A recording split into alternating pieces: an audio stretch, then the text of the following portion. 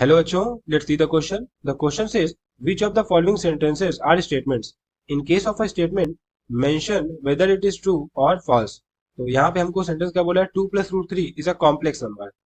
अब अगर हम सबसे पहले समझें कि क्वेश्चन में की कंसेप्ट क्या यूज होगा, तो बेसिकली इस क्वेश्चन में जो की कंसेप्ट होगा वो होगा स्टेटमेंट क्या होता है। We should have a knowledge of what is statement.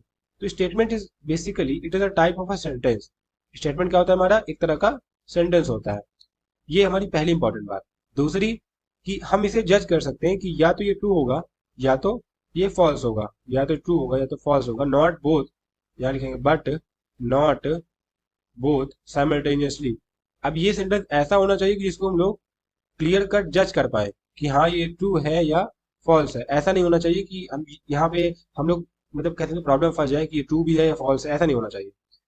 अब अगर हम लोग क्वेश्चन में देखें तो क्वेश्चन में हमसे क्या बोला हुआ है, यहाँ लिखेंगे गिवन है, हमको क्वेश्चन में गिवन है 2 plus root three is a complex number. ये एक तरह का कॉम्प्लेक्स नंबर है, एक तरह का। यहाँ लिखेंगे हम लोग this is a complex number.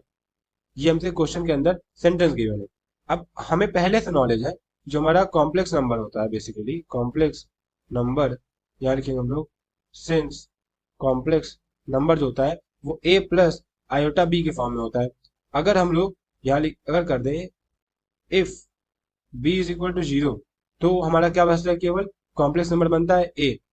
अगर हम देखें तो क्वेश्चन में क्या गिवन है 2 प्लस रूट थ्री, इसको हम लिख सकते हैं 2 plus root three plus iota times of zero, जो कि ये क्या है, कॉम्प्लेक्स नंबर है। This is the complex number. It mean जो हमें क्वेश्चन में गिवन है ये तरह का कॉम्प्लेक्स नंबर ही है, बट फर्क क्या है कि इसका इमेजिनरी पार्ट जीरो है। तो यहाँ पे लिखेंगे since since given sentence is true is proven fact. ये तरह का प्रूवन फैक्ट भी है। हम एक इंपॉर्टेंट बात होती है कि स्टेटमेंट रिलेटेड, कि सेंटेंस ऐसे मतलब सेंटेंस जिनको हम लोग ट्रू और फॉल्स जज कर पाए कि वो ट्रू है या फॉल्स है, उन्हीं को हम लोग कहते हैं यहाँ पे कि वो स्टेटमेंट है। हमें यहाँ कंफ्यूजन नहीं होनी चाहिए कि ये ट्रू है या फॉल्स है। या दूसरे अगर तरीके से हम समझना चाहें तो ऐसे फैक्ट जिनको हम जज कर सकते हैं कि वो ट्रू है या फॉल्स है, उन्हीं को कहते हैं स्टेटमेंट। ये दो तरीके होते हैं समझने के बेसिकली। तो यहाँ लिखेंगे हम लोग since given sentence is true and is proven fact, and यहाँ लिखेंगे and is a proven fact, therefore therefore it is a statement and it is true। it is a statement and it is a true, it is a true। So the final answer of this question is it is a statement and it is true।